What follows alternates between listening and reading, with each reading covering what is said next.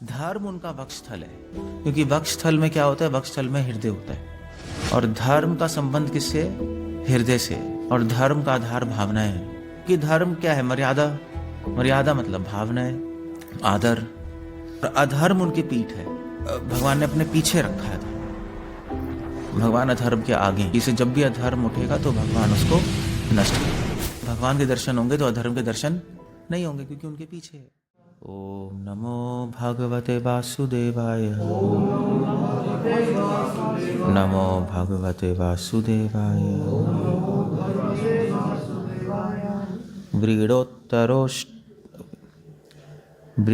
व्रीडोत्तरोष्ठो अधर एव लोभो,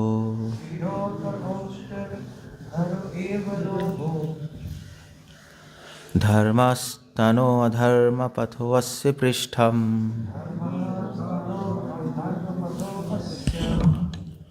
कस्तस्य मृडं वृषणौ च मित्रौ, कुक्षी समुद्रा गिरयोऽस्ति संघा।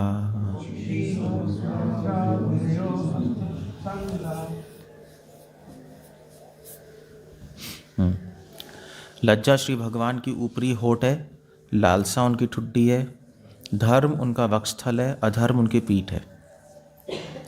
भौतिक जगत में समस्त जीवों के जनक ब्रह्मा उनकी जनेंद्रियां हैं, मित्रा वरुण उनके दोनों अंडकोश हैं, सागर उनकी कमर है, और पर्वत उनकी अस्थियों के समूह हैं।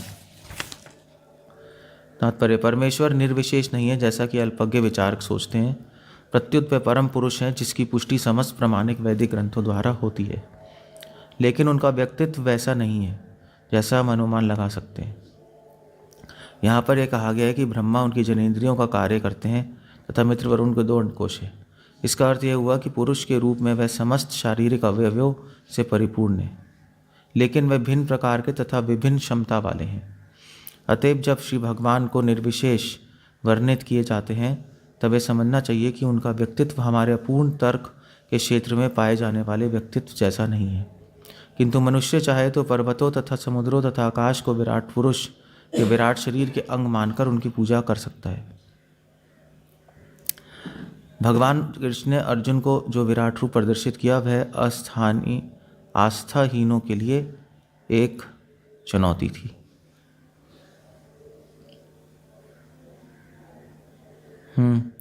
ठीक है।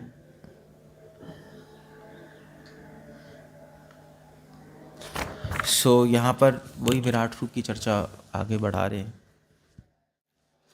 श्रील प्रभुपाद एक पॉइंट तो ला रहे हैं कि शास्त्रों में जब बोला है कि भगवान निराकार हैं, निर्विशेष हैं, तो उसका मतलब यह है कि भगवान का आकार हमारा जैसा नहीं है, इसलिए निराकार बोला है, इसलिए निर्विशेष बोला है। उनमें कोई गुण नहीं है, हमारे ऐसे भौतिक गुण नहीं है। तो ये जो सनत कुमार संहिता है, सनत कुमार संहिता से ये हमारे आचार्यगण श्लोक कोट करते हैं, ये प्रूव करने के लिए कि शास्त्रों में जब निराकार निर्विशेष शब्द आता है तो उसका मतलब क्या है। क्योंकि वैसे तो अगर लिटरली देखा जाए तो मतलब क्या है, जिसका आकार नहीं है नहीं, तभी तो निराकार वाले होते हैं जो ज्योति स्वरूप हैं। मगर सनत कुमार संहिता में या और पद्म पुराण में श्लोक आते हैं कि उसमें एक्सप्लेन कर रहे हैं चार कुमार की निराकार, जब निराकार कहने का मतलब है कि उनका भौतिक आकार नहीं है, भौतिक गुण नहीं है। ये श्रील प्रभुपाद ये पॉइंट ला रहे हैं इसमें। बट बिसाइड्स दिस पॉइंट, इस श्लोक में बहुत सुंदर रूप से एक्सप्लेन किया गया। लज्जा भगवान की ऊपरी होठ है, विराट रूप बता रहे, कंपेयर कर रहे हैं कि भगवान के पुरुष, भगवान जो विराट पुरुष है उनका इस ब्रह्मांड से क्या रिलेशनशिप है। तो लज्जा उनका ऊपरी होठ है, और इसलिए आप देखो लज्जा ऊपरी होठ है भगवान का, क्योंकि मैंने बताया था यथा अंडम तथा पिंडम, वही हमारा शरीर भी है। क्योंकि लज्जा भगवान की ऊपरी ओट है, इसलिए भगवान ने लज्जा को हमारे ही ऊपरी ओट में रखा है। तो आप देखो जैसे अगर कोई किसी को लज्जा आती तो क्या करते हैं वो लोग, है क्या? नहीं नहीं, जब लज्जा आती है तो क्या करते हैं, तो जैसे जो लड़कियां हैं या जो जो स्पेशली लड़कियां, अगर आप देखोगे तो ऐसे घूंघट करके ऐसे ऐसे, हाँ, तो अपने दांतों से दबा लेते हैं, नहीं ऐसे ऐसे करते हैं ऊपर के होठ को और मुंह में नीचे कर लेते हैं, ऐसा होता है नहीं, तो वो लज्जा है वो। वेल आई मीन टू से और भी चीज़ें होंगी, बट ये तो थोड़ा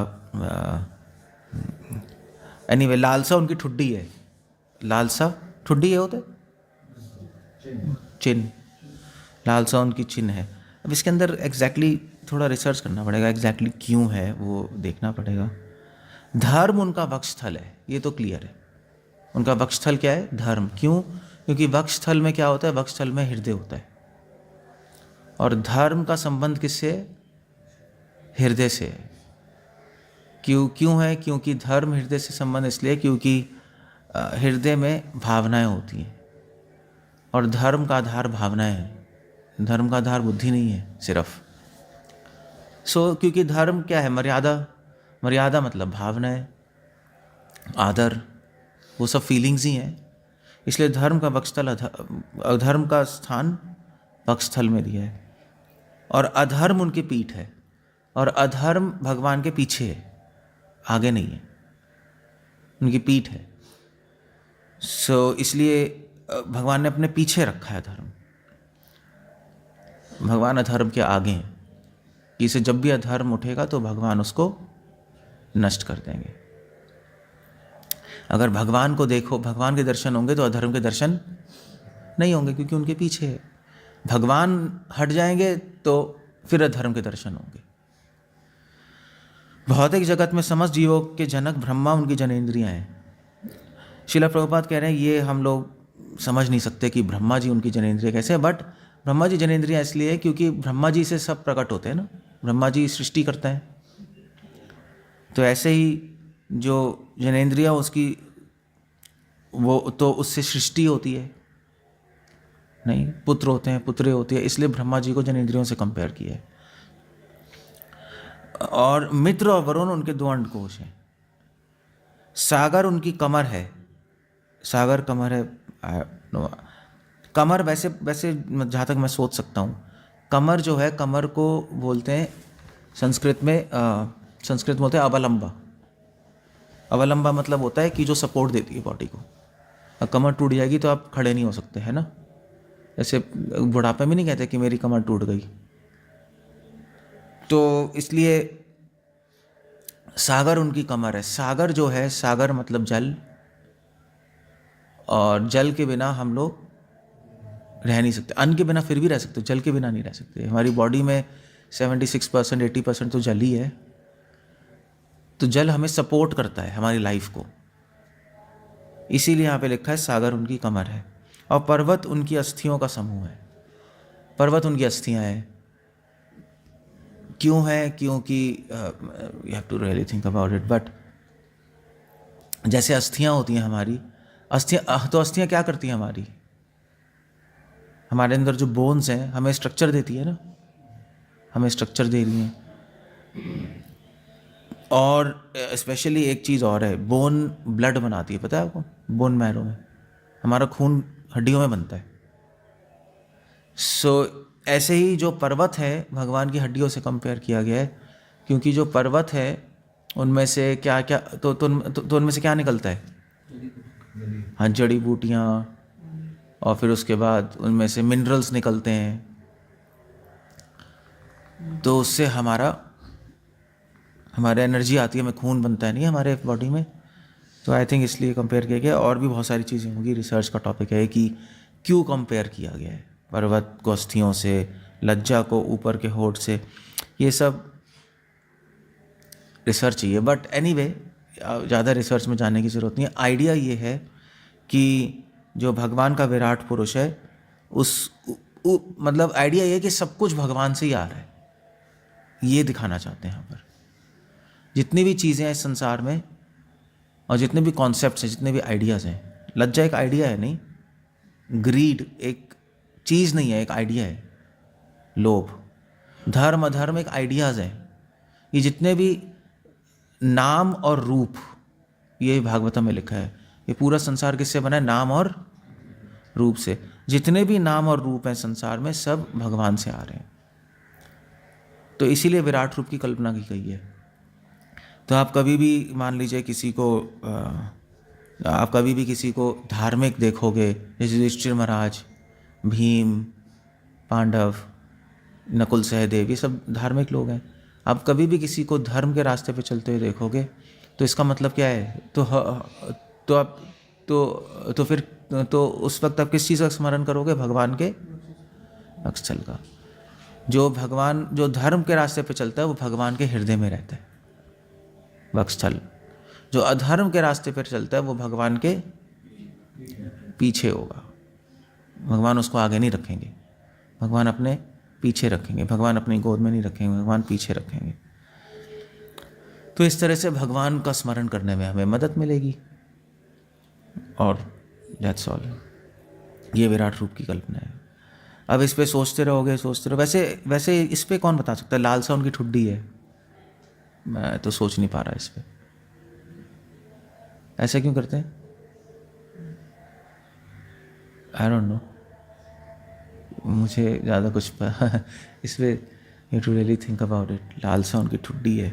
लोभ, लालसा मतलब लोभ हुआ ना। लालसा आई थिंक लोभ ही लिख रहे होंगे प्रभुपाद। लोभ, हाँ, लोभ को लालसा ही, हाँ, लोभ ही है, संस्कृत में लोभ ही है। लोभ उनकी ठुड्डी है। पता है ऐसे तो नहीं करते लोग, क्या करते? आई डोंट नो, ऐसे कौन करता है? ऐसे लड़कियां करती है नहीं, but somehow to think about। इसके लिए लालसा और लोभ के लिए आपको श्रृंगार शास्त्र पढ़ना पड़ेगा, तो उससे पता लगेगा एग्जैक्टली इससे कंपेयर क्यों किया है।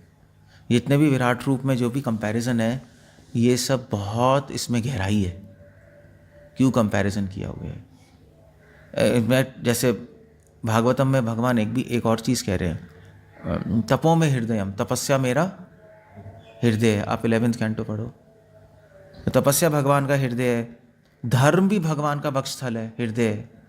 तो इससे क्या पता लगता है, कनेक्शन करोगे तो, कि धर्म को बढ़ाने के लिए क्या करना पड़ेगा? तपस्या।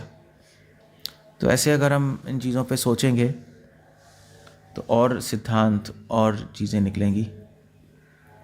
That's it. ओके, कुछ पूछना, कुछ कहना है? ज़्यादा क्या बोले? कोई क्वेश्चन है? ठीक है, चलो। हरे कृष्ण। श्रील प्रभुपाद की